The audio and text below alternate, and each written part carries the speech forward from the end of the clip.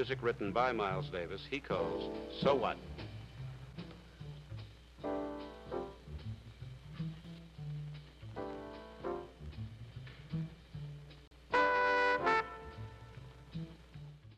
Black women were not taught love in an isolated experience. We were taught it through media, politics, and a culture that we honored. Our definition of love was born inside of slavery, Jim Crow, redlining, welfare policies that punish marriage, and mass incarceration that remove Black men from our homes and our communities. For most of American history, Black women did not have the luxury of choosing partners based on emotional compatibility or emotional safety. Marriage and partnership were not always romantic experiences. They were better known as economic strategies. A Black woman leaving a man in 1955 was not choosing herself.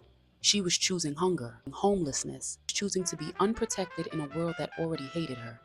Those lessons did not disappear when laws changed. They were instead passed down generationally.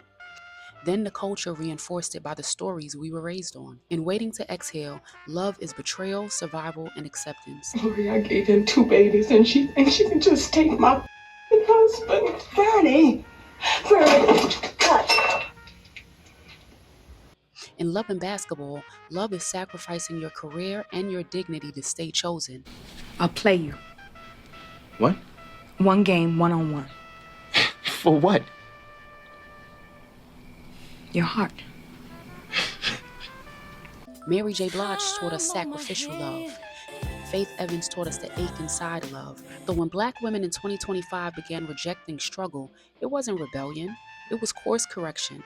We weren't unlearning romance, we were unlearning survival as our identity. By 2025, celebrity relationships stopped being entertainment fodder and started functioning as case studies. These women weren't just famous, they were emotional proxies. They were playing out dynamics Black women recognized in real time, except on a global screen. Cardi B didn't trend because she left her man. She trended because millions of Black women saw themselves inside her story. Keke Palmer didn't go viral because of drama. She went viral because women watched what happens when a man uses embarrassment as power. Tiana Taylor walking away shattered the myth that looking good means being good.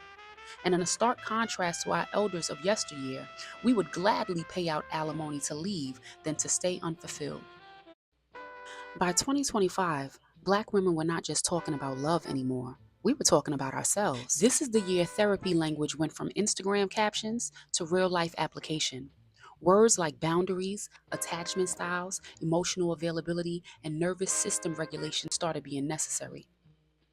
We weren't just surviving men, we were surviving our own unhealed childhoods. We started learning that love that feels intense is not always love that is safe. Anxiety is not chemistry, that being wanted is not the same as being respected. Women began asking better questions this year. Why do I chase emotionally unavailable people? Why do I feel guilty when someone is good to me? Why does peace feel so unfamiliar? We finally called it conditioning, and that is the real revolution. In summation, cultural accountability is a thing. It is refusal to participate in generational legacy that no longer benefits us. It's refusal to keep calling pain normal, to keep proving worth through self-sacrifice. It is the refusal to keep accepting survival methods as intimacy. So no, love did not become easier in 2025. Life did not become fair, men did not become perfect, and the system did not suddenly soften for us. We changed, for us, by us. We did not wait for policy, permission, or progress. And for some of us, that meant choosing better partners. For some of us, that meant choosing no partner at all. But for all of us, that meant choosing better patterns. So if you leave this exhibit with anything, let it be this. 2025 is the year Black women rewrote the blueprint for love. With our girl, Kiki.